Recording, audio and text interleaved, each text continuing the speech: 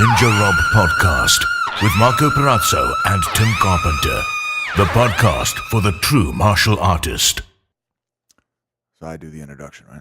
Sure. I mean, but let's just talk about how could you not be excited for this podcast after that intro music and the South African guy that introduces us? Who said I wasn't excited? I wasn't talking about you. I was talking to the public. Well, you were. Look, let's talking not to start me. off like this. Can you just introduce the show? Yeah. This is the Ninja Rob Podcast, and I'm Tim Carpenter, owner, head instructor, and coach of Hellfish Mixed Martial Arts, I like it better as Hellfish. which is now the New Breed Philadelphia Jiu Jitsu Championship adult team title holder. Wow, Got a banner. We got a trophy. man. I just came from there. You're Before Go ahead. we get into me, you introduce yourself. Sure. The rest of the name of the show is a podcast for the true martial artist. A podcast for the true martial Or arts. what is it? You said a podcast. This is the Ninja Rob podcast, right? The podcast. I don't know. Anyway, so Most whoever people, most feedback, and I mean, look. Devin was the one that sort of changed my mind in the I've beginning. gotten opposite feedback. Look, we're really starting off angrily here. Most people have aren't you said happy? "the" for "the." All right. Anyway, I'm Marco Perazzo, head instructor and owner of New Jersey Martial Arts in Maple Shade, New Jersey. I'm a black belt in Brazilian Jiu Jitsu, mixed martial arts coach and instructor, friend to Tim Carpenter most of the time, depending on how he's acting. But anyway, bro, we are filled with questions today. We had a lot of questions, A lot of questions. good ones too. I think so. But let's let everybody know how they get their questions into us if they want them read on air. You send us an email at ninjarobpodcast@gmail.com. Now, if you want your question read anonymously, you can just let us know, hey, please don't mention my name in it.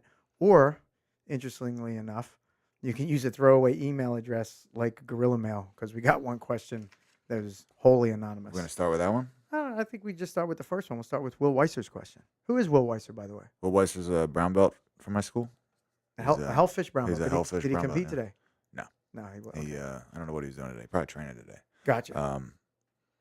His question was, do you think like all the fancy new guards, like the worm guard, spider guard, all that crazy donkey guard, is it taking jiu-jitsu in the wrong direction?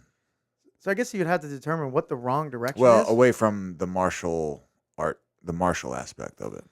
So if we're saying is it effective for the street? Yeah, probably. Like the donkey guard's probably not something that you want to use in a street fight. But I think everything has its place and its time.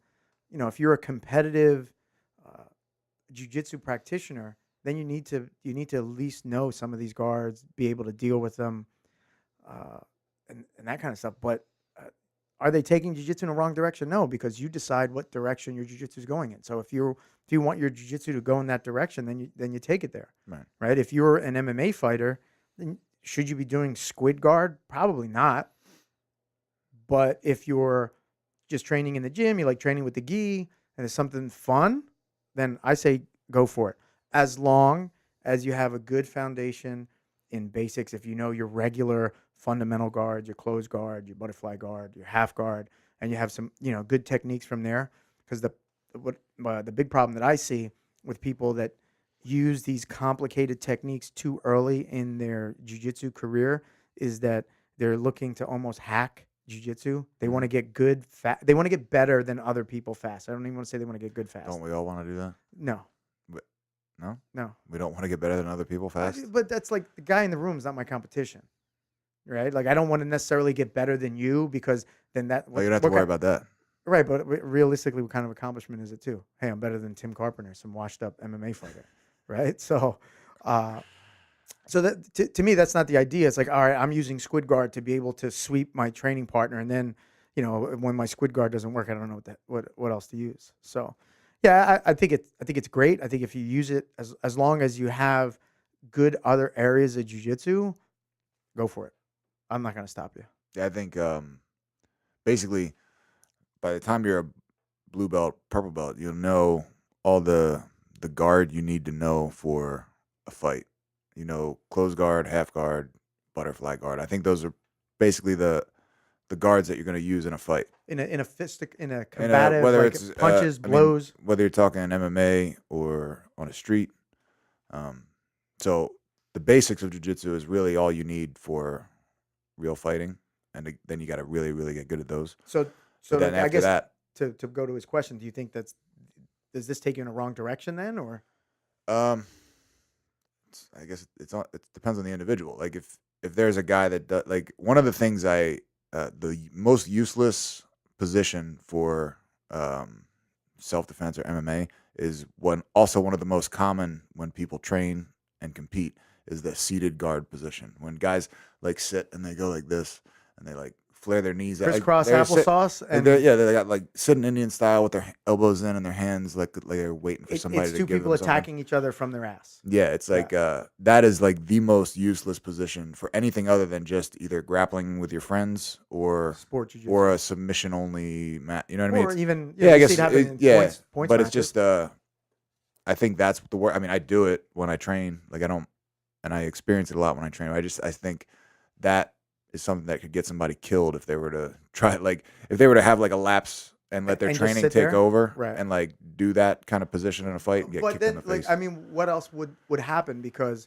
if they're only training that, right? If they're only training like a yeah, you certain, revert to the level of your training. right, yeah, like a certain niche, and your niche tells you that sitting to your butt immediately to engage somebody in combat is a good thing, then I mean, what are you going to do, right? Like, how do you break that unless you're training takedowns, you're doing all the other stuff. So, have we really gotten to the point if it's good, bad, like what direction? I think it's my point is that the only guard you need to know is the stuff you learn in the beginning: the closed guard, half guard, butterfly guard, ways to sweep and submit from those positions. After that, it's just all fun, and that's most. I think that's most of jiu-jitsu. Like there's most of the jiu-jitsu you need for the martial aspect, the fighting, is you learn it in your first couple years. Right, because you hear guys like Hickson and who's his main black, like the guy that does the other invisible jiu-jitsu, Akins. When we're using closed guard against somebody that doesn't know jiu-jitsu or butterfly guard, like those are the guards that are really going to work, right? You know, and it's going to be tough if you know how to do your punch blocks and control the distance off your back. You're going to be fine. These other guards are completely designed for a jiu-jitsu man to defeat another jiu-jitsu man, right? Yeah. So, no, I don't think there's anything wrong with it. I think it's great for everybody. Because look, the longevity of doing jiu-jitsu, I don't think is in always punching each other in the face on the ground, right? You know, like how often can you do that? And at 47, and how old are you? 38. You look a bit weathered, but anyway, at 30, you know, like how much more do you want to keep getting hit in the face? None. Yeah, right. So the longevity comes in the sport, right? Being able to grapple with your friends, even though it gets pretty hard, and you wake up sore, and that's where again squid guard or whatever, all and those also half it's guard. like, man, how often are people getting in fights? I hope not often, especially with people that train jiu-jitsu. Like they shouldn't be getting in fights. They should like, be able that's to one of the whole point of martial arts is to be able to handle yourself but not need to. You know? Right, handle yourself, but also control your emotions, right? You know, be able to walk away. So, Um, Will Weiser, continue playing. And that's the thing is he's one of the guys that has he's got a crazy guard. It's like almost impossible to pass. Well, I wouldn't say that, but yeah. Well, okay, you don't have to say that, but I wouldn't. I said and it. I didn't. I said it. Okay. So nobody asked you what you would say about it. I know. I'm just giving you like a quick retort on this amazing guard that Will Weiser has. Yeah. It's very good, Like I said, but not moving on. Not impossible to pass. That might have been a bit of hyperbole. What's hyperbole? Boasting? No, it's like an exaggeration. So not boasting. Boasting's not really an boasting is like bragging. Okay, got it. Moving on.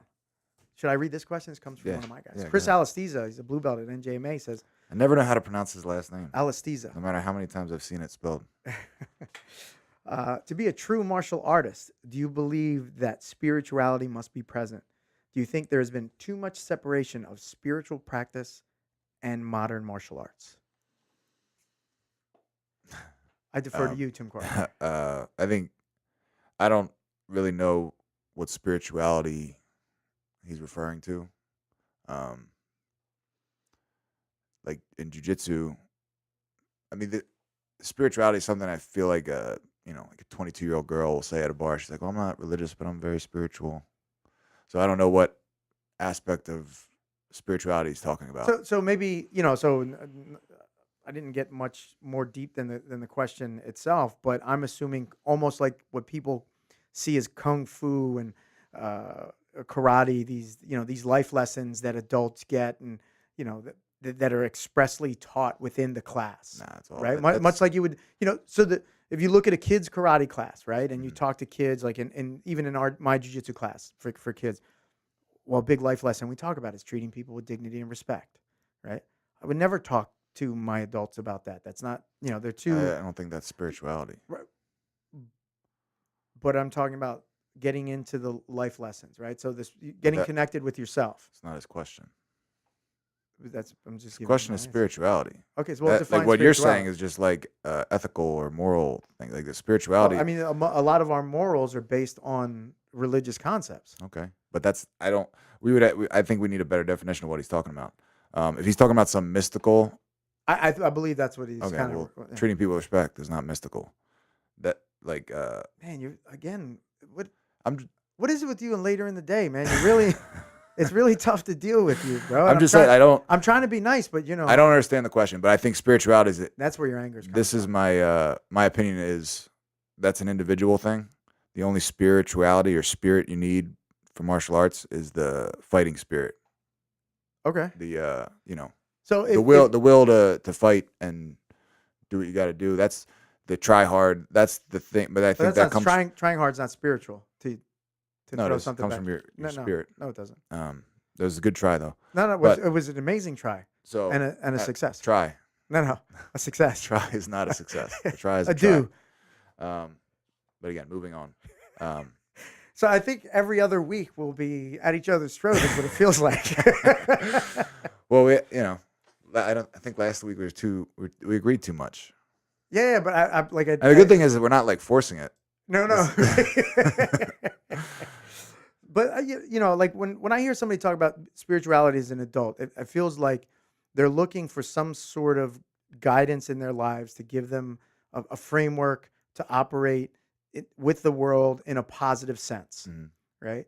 And for me, in adult class, it's not about that, right? Like directly, it's about giving you the tools physically, and then you take those physical tools and you start embodying them. You become more confident. You see the world with different eyes, right? So there's, I think, and not the strict definition of spirituality before you jump all over me, but there's something that occurs that gives you a better outlook on life, the ability to deal with certain situations in a positive way, not let things affect you negatively.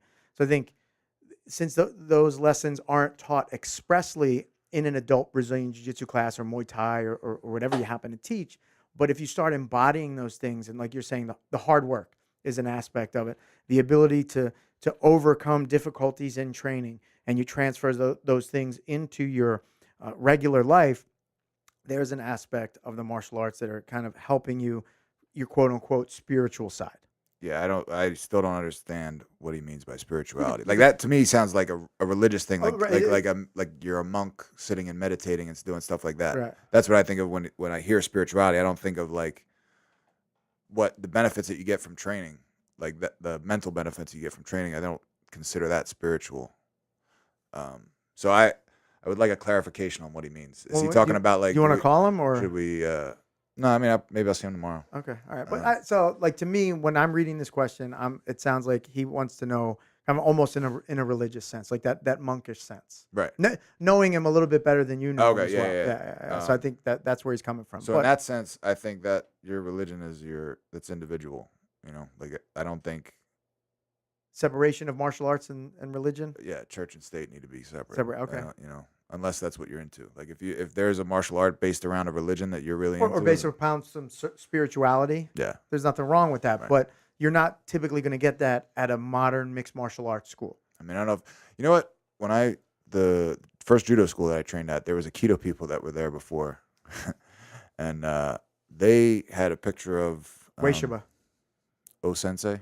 His name is Weishiba. They called him O Sensei. Yeah, but his name is Weishiba. Okay.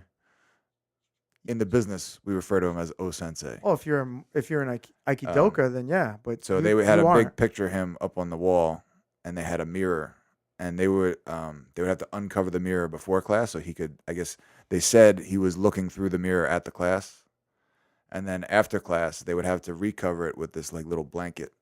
And the best part was that wait, that's not the best part. No, the best part was that they couldn't approach the mirror head on. They had to come at it from the side because you couldn't like face. There was an O express Sensei. angle of attack that you. Yeah, you had to they had to like shuffle, but they were always on their knees, like kind of shuffling on their hands and Yeah, knees. I mean, there's like the and fear then of God, right? covering the. What would you call him? O the end- Sensei? O Sensei. I think it means just big sensei. Or hey, whatever, man. That's not my thing. Not going to happen in my school. The mirror thing's a little odd. I've never heard anything like that. It's kind of, Yeah, it was it almost sounds like when I was an altar boy and they'd open up, you know. Yeah, it was kind of fun. It was funny the difference between the Aikido people and the Judo people. Like the Aikido people were these like, the kind of people you would imagine covering up a mirror with a blanket. They believe that some That sort of believe spirit. that guys looking through the mirror. That and O-sensei was then watching. The Judo guys would come in with like cups of coffee and like they just sit there like burping and farting and like talking about how sore they are from training hard. Nice. So if you read the next question, realize that I did remove some of the names of the gyms that were referred to in this question. Do we say his name? Sure. Anton Berzin. Dear friend of ours. Yeah, I hate him. Yeah? Why do you hate him? Because he's really good. He's very skilled. Yeah, very skilled. Yeah. What is your take on cross training? About cross training at a gym with a slimy owner, like the unspoken beef some gyms have with others. Maybe he's not the biggest fan of the owner, but Anton, next question. Say it. It can be one sentence. Cross training at other gyms where you don't like the person, or maybe there's beef between the gym, but should you be able to cross train at the gym? I thought that you turned into Floyd Mayweather for a second. Yeah, I was trying to figure out what he was saying. But. I'm like, when did you lose your ability to read? So I think so if we can encapsulate the question, yeah, cross training, not in the sense of should you do judo or wrestling, but right. If you train at gym A and there's a competitive gym or a gym full of competitors that is gym B, is training there good, bad, or indifferent? Yeah, so I like the way he puts it. He actually did put it all together at the end. Do you put your personal issues aside and let the student train, or lean towards no because it makes you feel some sort of way? That makes sense now. Gotcha. I didn't get that far, but Floyd, what do you think? Yeah, if I mean somebody wants to go train somewhere else, let them go train. I don't. So It's not an your issue. personal beef. I don't really do you have personal beefs? I don't think I have any personal beefs. I have plenty of them, but yeah, just with you. That's my only. But usually the personal beef is me towards them. Yeah, and they have no idea that I have a beef with them. Right. Yeah, I don't have personal beef, so I have silent beef. Yeah, I don't care. So, what about? Because I know you have plenty of MMA fighters that come through at certain points, and I used to have the same thing when, like you and a couple other guys that I was helping get ready for fights. Any issue when you'd have a guy that's maybe in your weight class that you could possibly come across at a later date? No, I don't care about that. If anything, I'd be like, all right, I'll get a feel what he's like. If I'm gonna fight him later, might want to like feel what he's like now. Right. Yeah. Like I don't care. Okay. You know. Yeah, I don't have a big problem with it. I mean, it only really matters when it's time to compete, right? Yeah. You know, like a training room. At the end of the day, it's a training room. If you don't feel the need to leave your home gym, then don't. Mm-hmm. If you don't feel the need to leave your home gym, but you still want to kind of pursue, hey, I just want to check out this other place, then do it.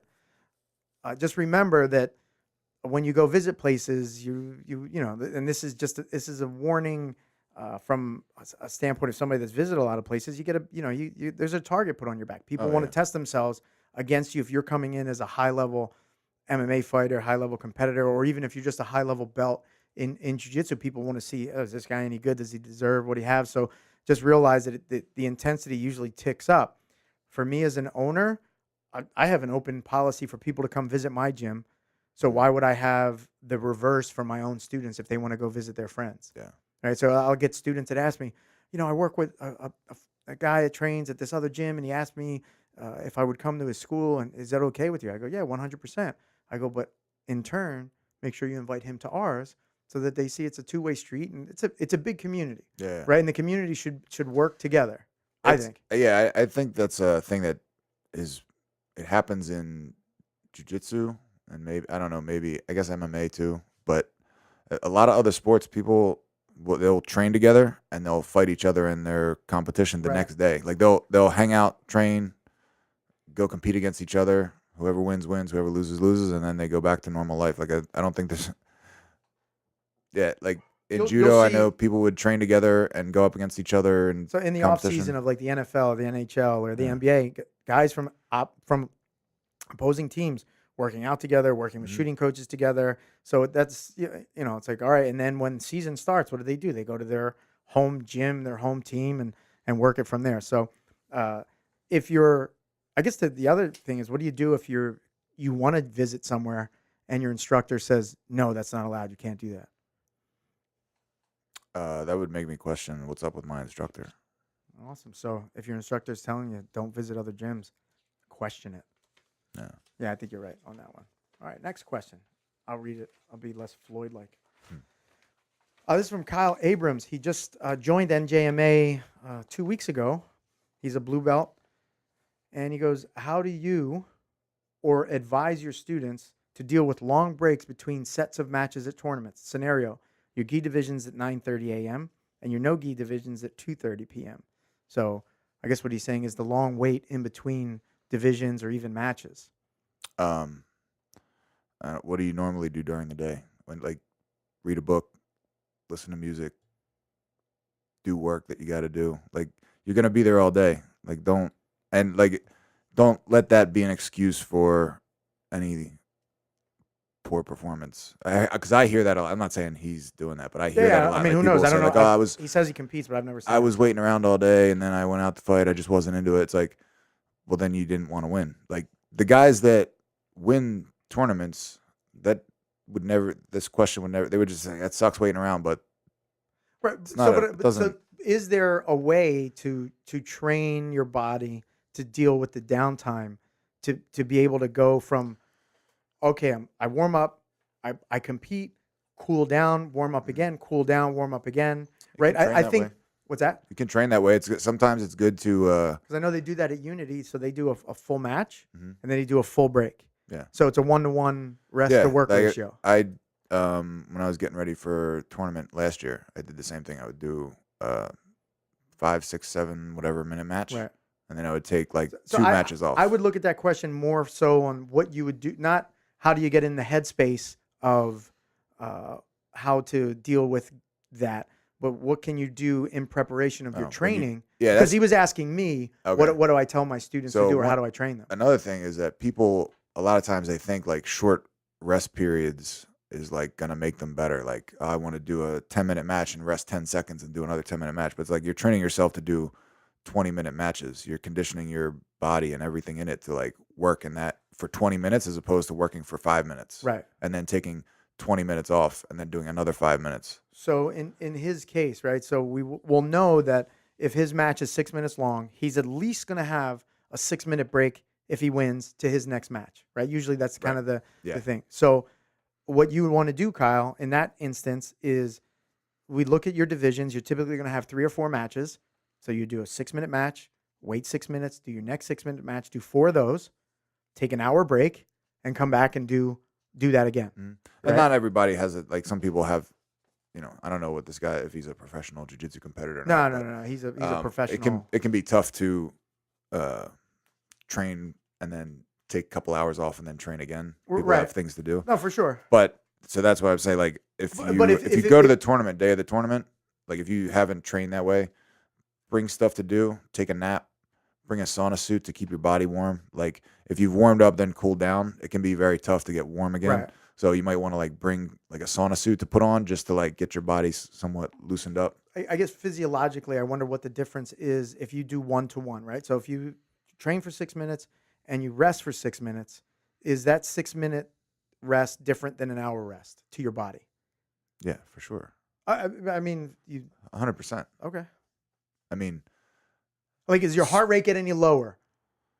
Does you know what I'm saying? Does your body cool down there's anymore? tons of physiological changes that are going to happen an hour after you train. I don't know. Then. I mean, Oh, like, I know. I've experienced it. Well, I mean, you've experienced doesn't mean you know it. So can you explain them to me? Yeah, your body. I forgot your you body, were. I forgot you were a scientist. We your figured this body, out in a set of text messages. Your body cools down. Gotcha. Your heart rate goes way down. Your right. testosterone is going to drop. So far, you're telling me all things that I already know. So you haven't given me any insight. What are you talking about? I'm just asking you for insight. You're telling I me just gave it to you. That's not insight. You said what happens. You said, does your heart rate go down more after 6 minutes than it does in an hour? That was one of the things I did say. Yeah. Yeah, of course. What do you mean? Unless, of course? unless What do you? Of course, I don't understand what of course means. if you're not active for an hour. Well, what if you're super active, right? Right. And you could get your resting heart rate back down to the same to the same level in 6 minutes as you can in 60 minutes. I don't know if that's possible. I would think an hour would be so. I don't trust. So 6 minutes after a hard workout, if you measured your resting heart rate, I don't think that would be an accurate measurement. An hour would be closer, and several hours later would be much more close to your resting heart rate. So come on, man, go ahead. be serious. Like Well, don't no, just argue for the sake of arguing. You have to know logically. You have to know logically that Here's the your thing body is is different your an hour after training than it is 6 minutes after training. It's logically insane to say anything other than go that. for it. Go ahead. I'm just gonna let you go on, and then I'll make my point Okay. because I can't. I'm I don't done. want to scream over you. The listeners may not like it. Let's go. Where are we going? So you say logically. I'm just asking scientifically. You're saying I've felt. That's not science. When you say, well, I've gone through it, that's not science. That isn't 1,000 people going through it. That's not a double-blind study. I mean, you don't believe in science? We don't have time to do that now. I got you. But that's why I was saying there's got to be some science that either backs up what you're saying. There has to be. Well, there should. I'm hoping. You're hoping. Okay. So maybe there is some science out there because your anecdotal claims of yes, it's the same or no, it's not or this and that because you don't have blood draws to go from. But again, I'm not arguing with you just to argue with you. Blood sugar changes. Everything changes in your body an hour after. Everything changes after I drink a cup of coffee. So why would you make any other argument? I'm not saying. What I'm saying is there a drastic change? Does that change affect your performance? Right? Those are the things I'm asking. I think 6 minutes after a match, you're still very warm.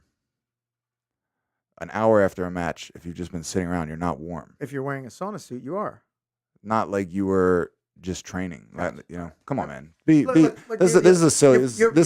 You're pandering to the fans that like arguing. Kyle, obviously, you should not listen to Marco Perazzo. Man, the guy just joined. Well, hey, Kyle, you may not want to listen to me, but just make sure that the payment comes out next month. That the credit card doesn't get changed, right, Tim? I'm not here to tank your business. What? I wasn't listening anymore.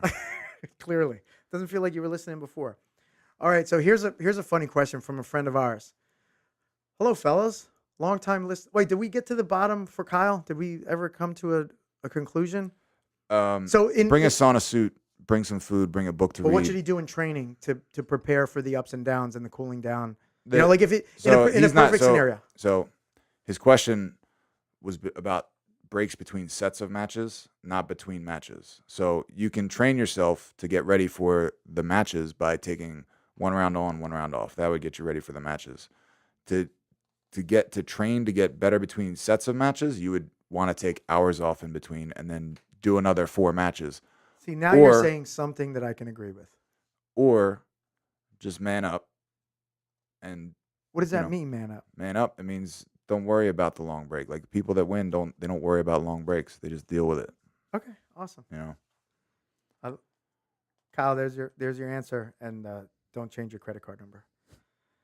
Hello, fellas. This is the next question. It comes from a friend of ours. Hello, fellas. Long-time listener, first-time emailer. My question, should they allow any clinching in kickboxing? The rules are always so subjective and always cause controversy. Reference Petrosian versus Petch. Thank you, guys. Keep up the good work. Did you watch Petrosian versus Petch? I did not, no. Yeah, neither. John, owners of John's Water Ice. I don't think he is the owner of John's Water Ice, but that's a bit of an inside joke. What do you think? So as I get deeper into the combat sports, Mhm. I'm not a fan of certain kickboxing rule sets. So like I remember when I was a kid, I'd watch kickboxing on TV, ESPN, and they had like a ticker that you had to throw a certain amount of kicks Mhm. per round. And I was just like, okay, that's what kickboxing is. And I don't think they wore long satiny It's pants. American style kickboxing. Yeah, okay. I didn't know what it was. And that you'd have to hit that number. I don't know what would happen if you didn't hit that number. I was like, oh, that's kind of neat. Like the punt. It's like it was like boxing with kicks. To I think the you upper were body. penalized point wise. Okay, I all think right. if you didn't. So cool. And I was like, all right, that's neat. And then when I got deeper into fighting, I really became a fan of how Muay Thai kind of approaches fighting a little bit more wholly with clinching, with elbows in the clinch, with knees, with certain trips and tosses. So if you were to say, what would you rather watch? I'd rather watch Muay Thai because of the inside work, right? Especially because I really like Jiu Jitsu and I can kind of understand it a little bit better. But some of the kickboxing is kind of cool, and if they don't allow it, it's whatever. But I would always prefer to watch legitimate, I guess like Lumpini Stadium style Muay Thai than Muay Thai that doesn't allow clinches or has limited clinch rules. Yeah, I disagree. I think because there's a lot of different kinds of kickboxing. There's Savat, there's American style kickboxing, there's Glory Rules or K1. Like they're all. It's interesting to have different. It's like different styles of striking. It's. Yeah, I mean, I'm not discounting. I'm not saying they're not good. What I'm saying is my preference as like a fan and as a coach yeah. is stuff that gives you good engagement from a clinching standpoint. See, I think it mucks up the fight. It makes clinching it can dirtier. be extremely boring. Yeah. And like when I watch, I like the old K1 fights when it would be like two giant monsters, like At some distance. like everybody in that organization like knocked each other out. Right. Like there was very few people that had like undefeated records or like that was cool. And there was the rules on clinch where I think you couldn't connect your hands behind the neck. I think that was the rule. So you couldn't tie clinch. Yeah, you couldn't tie clinch, and they would break you Right. after like 5 seconds. So you think that kickboxing with limited clinch rules is fine, just as long as you Yeah, appreciate those. Like what it there's is. different sports. This question is obviously from a Muay Thai guy. Well, yeah, and that's died in the wool. You know like, him very well. Yeah, like Muay Thai people. Of course, you want to have things go the way that you want them. Right. You know what I mean?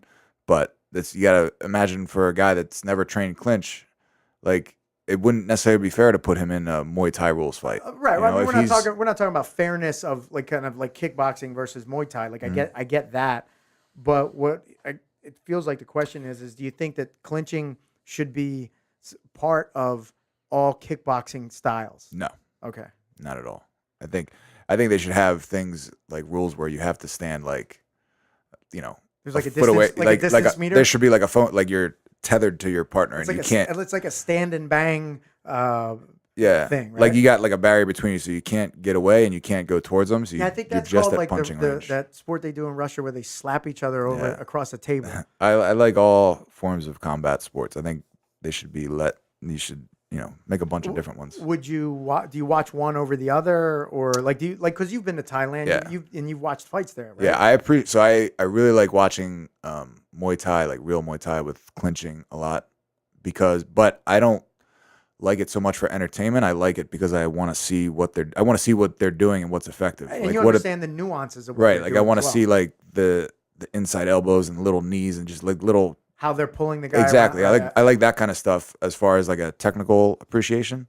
But if I want to watch like an exciting fight, I want to watch Glory or I think like Max Muay Thai in Thailand is like it's a little bit different. They like really push you to like fight like a maniac in that. So it's like traditional Thai boxing can be kind of boring when you watch it. Okay.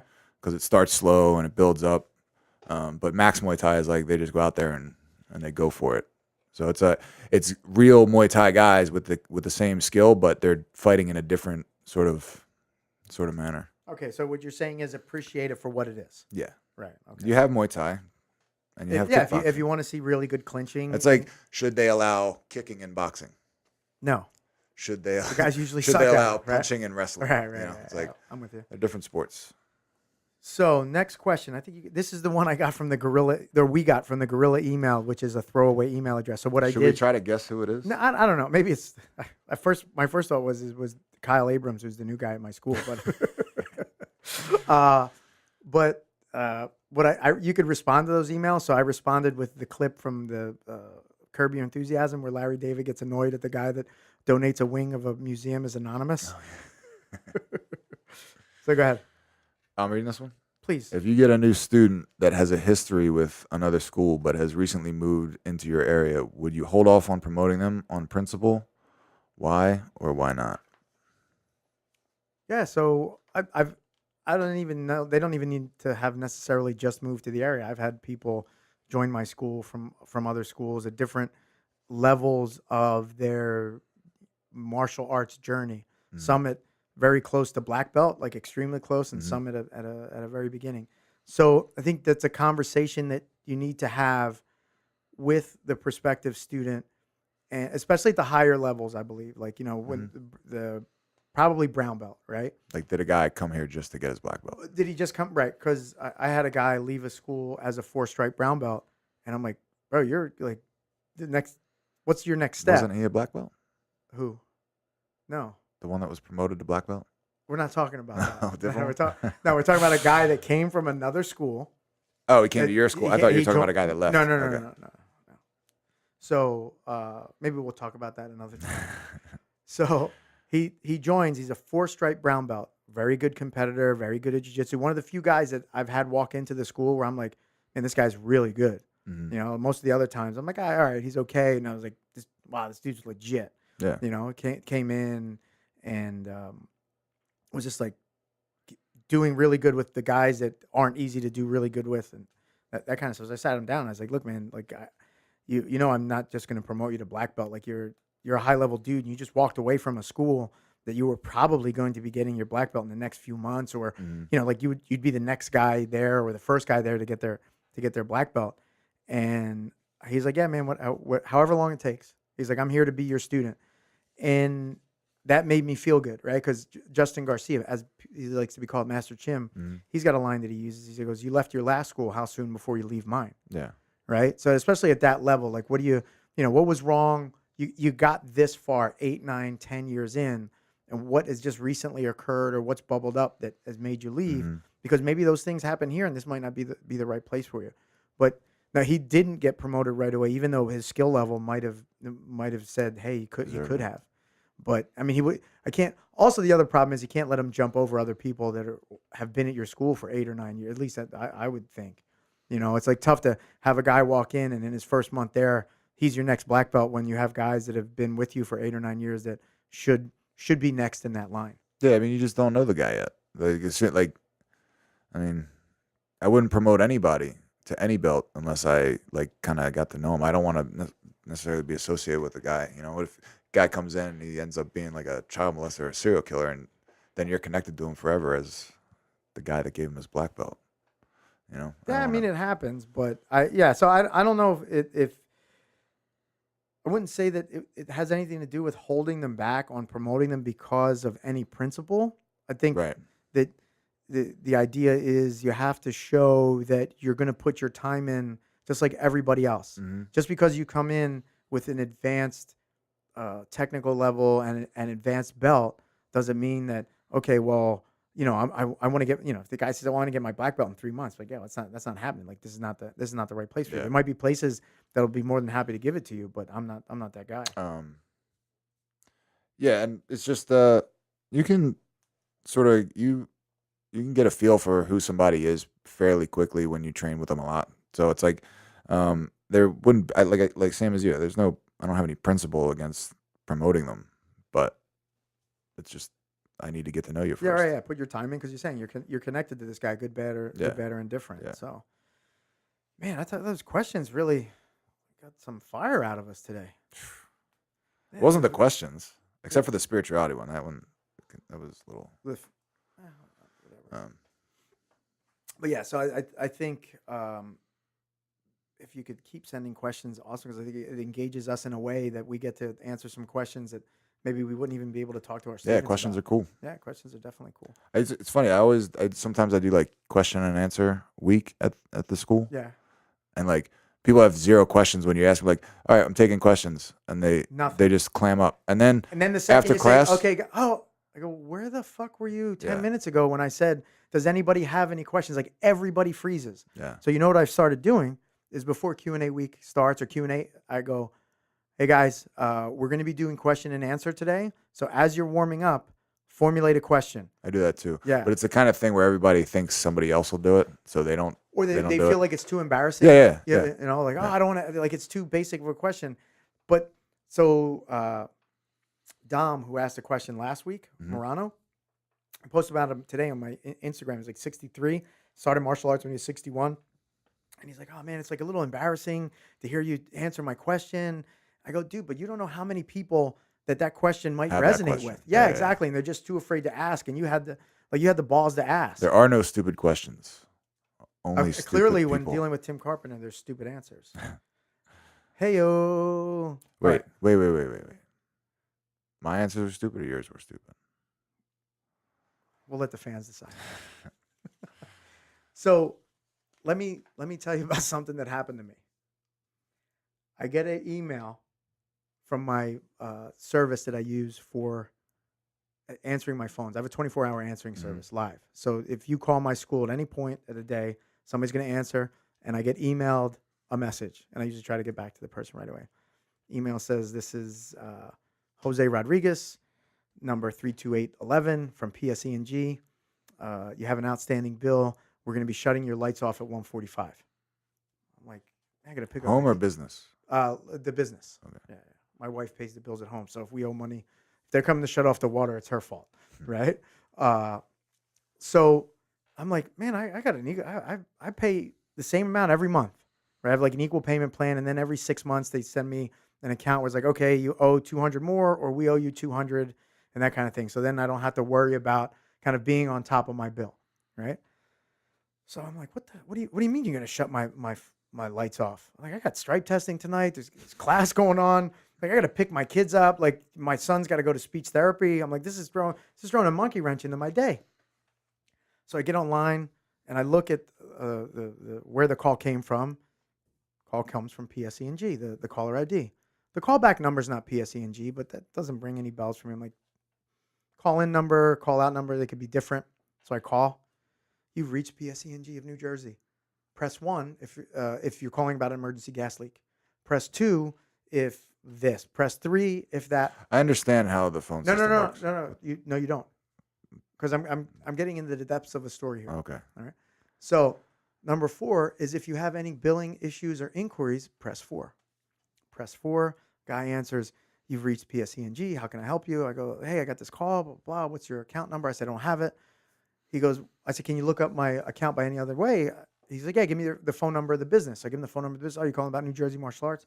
Sure. Blah, blah, blah. Moving on. You owe $487. I go, bro, it's impossible. I'm on the PSE&G website right now. He goes, yeah, he made it sound like the special agents of PSE&G are looking to see where the money's going. And I'm like, he's like, you're going to have to pay this bill. He's like, you could pay it right now. And then if we figure it out, we'll credit you back. I'm like, fuck that. I go, I'm up to date. I'm not paying. So he's like, well, let me hold on. He said, hold on. All right, I'm going to start up a case number for you. He comes back. He gives me this complicated case number. Man, everything feels right. I'm like, man. He said, let me put you on hold. I'm going to see if I can get you with a billing agent. Has me on hold for 10 minutes. I'm like, this feels like PSE&G. This feels like public service, right? On hold for 10 minutes, guy picks up. Yeah, this is so-and-so. I'm the billing director. You're going to have to go to Somerset, New Jersey. I go, where's Somerset, New Jersey? I had to Google it. It's near like Edison. It's about 70 miles away. I go, bro, I'm in South Jersey. I'm not coming up to Somerset, New Jersey. How can we? He's like, well, you could pay me over the phone. I go, no, not paying you over the phone. I don't owe you. I said, you can understand my frustration with my bill that I know has been paid. He goes, well, if you don't pay it, we're shutting your lights off, and then hangs up the phone on me. Again, I'm like, well, all right, people could be kind of rough at PSE&G. I jump in my car. I tell my wife, look, you got to pick up my kid, our kids, right? Because they're both ours, or all three of them. They're both of ours. I go, I got to go to the school. I said, I want to sit by the meter because if the guy comes, I'm going to make sure he doesn't shut my lights off. What are you gonna do if he shows up? You gonna physically restrain him from shutting your lights off? No. I'm just going to stand in front of the meter. He's actually going to have to assault me to get to the meter. Chain yourself to the meter. Just stand there. Maybe try a hunger strike sometime. Come on, bro. I'm like 187 pounds. The fat I know jokes don't work. you look great. Thanks, man. What about this T-shirt? Man, this is my favorite T-shirt, by the way. Mine too. Yeah. It smells like your favorite T-shirt. Come on, bro. Stop it. I put it on deodorant. Anyway, so I get to the school. In the meanwhile, I get in contact with one of my old students. He trains at our school in Delran, Joey Powell. He works for PSE&G. So I call him. He doesn't answer. I send him a text. He's like, look, you're good till Monday. So I'm like, all right, man, he works for PSE&G. Like, there must be something to this. So then he winds up getting in contact with me. He's like, yeah, dude, you're good till Monday. We don't do shutoffs Friday, Saturday, or Sunday.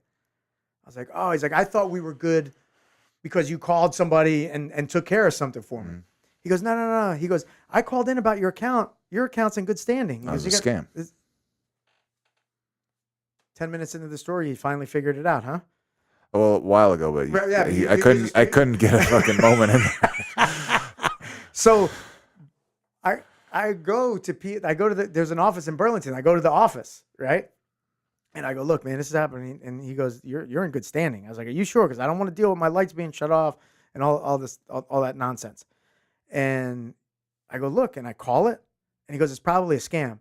And then the recording comes up, and he looks at me. He's a pretty good one, right? And then I hit 4, right? And it brings the guy up. So then he says, put it on mute. He says, I would never ask you if it's a business or a residential account. He goes, I already know by the account number that you're giving. I was like, well, I don't know. I don't look at your computer like you do. He goes, yeah. And then I leave, and I call the number again, and I hit 1 for calling, like for a gas leak. Just keeps ringing and ringing and ringing. Oh, so they're all fake except for the 4. The 4th one, right? Okay. So, but the thing that sold me on it was, they knew, they had some info on me, which, like, if you're a little heated and you're like, man, I got shit I got to do. I can't have my lights off. And, I heard the gas leak thing. I've heard that from PSE&G before, and, like, so forth and so on. So if anybody calls you and says that I'm just giving this advice to you, that you owe a bill and you don't believe you do, don't pay them. I called Kenny Brock to tell him. He said his neighbor, his business, they wire transferred somebody $1,200, got screwed out of the money. Yeah. Man, we're in the wrong business. Yeah, right. We should be hosing people. But I say all this because I believe that my martial arts training helped me in this case. Because you knew a guy at the partly, right? Because you make connections. Right. Like your network. I've never had a better network in my life than when I deal with like martial arts people. There's always, if you don't have a guy, one of your friends with the school has a guy, right? That can help you out. Secondly, my wife says, "Man, you're stubborn." I go, "Yeah." I go, and I think that's from like when I feel like I'm right, especially if I have some evidence. I'm like, I'm not. Nah, man. And that's where kind of I'm glad that my martial arts training helped develop some stubbornness. Some stubbornness, but also a network of help. So, long story to get to. Have you ever had any kind of like? Can you give a good story of a time where you're like, man, the martial arts really helped me in a non-physical way? I don't know if I can think of any specific. Just remaining calm when in like dangerous situations, or like high stress situations. I was a bouncer for a while, and it's not. I'm not just saying like having to deal with people physically, but just like being able to like diffuse a situation and being able to remain calm and like confident that like if anything happens, I'll be fine. So I don't need to escalate this or bring my level of aggression too high. That's more of a traditional kind of idea of how martial arts can help you be more calm, right? Like, have you ever?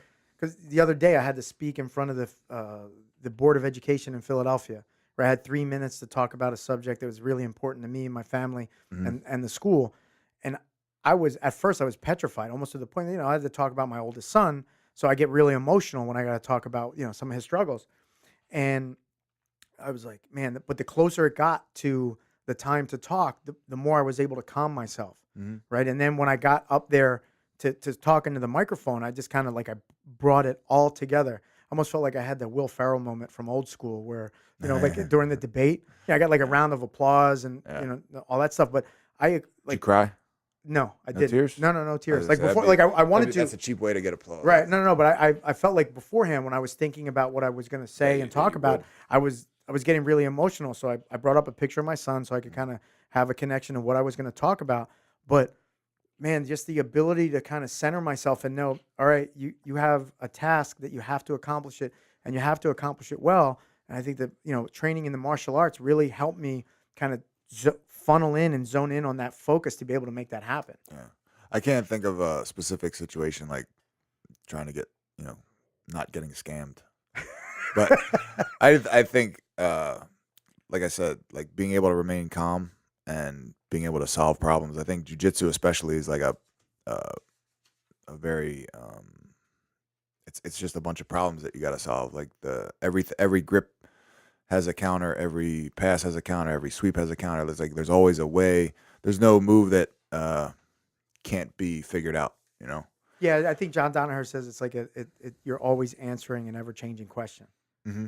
Yeah, and that really is kind of, if you could take that approach to life, like you feel like, I feel like there's not much that I can't figure out or solve, Right. but a lot of that has to do with the confidence that being a well-trained martial artist helps you bring out of yourself. Because the thing, like when you first start jujitsu, you see things going on, and you're like, I can't do that. Right. You know what I mean? And then after a couple years of training, you're just like, all right, let me figure out how I can do that now. It's just, I think it totally changes your mind about, expands and changes your mind. So that's the only thing I can't think of any specific instances, but I'll try. Maybe one will come up later. But you were talking about grips earlier, and grips are something that's clearly very specific, not very specific, but a lot more gi oriented, Mm-hmm. right? And there's a big debate in schools of gi versus no gi. Yeah. Where are you at on gi versus no gi? Gi is far superior. Yeah. Yeah. And I think it comes back to that. I think gi, there's I think almost an infinite number more techniques with the gi than there are without the gi. Like without the gi, like there's no techniques, no gi, that you can't do with a gi on. Okay. Right? So there's no techniques, no gi. So we're not using it. So everything you could do in no gi, you could do with the gi on. With the gi on. Okay. Right. There's a much easier way to state it. Some things might be tougher because of friction, but they all work. Right. You could, like, a heel hook's a heel hook. Right. Gi or no gi. A darce is a darce. A darce is a darce. Right. It all works. Right. With the gi. But there's very few things, or a million things that you can do with a gi that you can't do without a gi. Right, because just so the I simple think fact of the clothing, right? Just because of that, I think by training with the gi on, your brain becomes more open to like possibilities and figuring things out, because it's more problems to deal with. So you figure out more answers. So do you like one over the other? You prefer gi over no gi? I prefer gi. I like them both, but I prefer gi. I prefer competing the gi. I think it's more, and that's not real common for somebody with, I mean, how many MMA fights you have? 13, 11? I mean, most guys that have fought MMA or fight MMA are usually no gi guys, right? Yeah.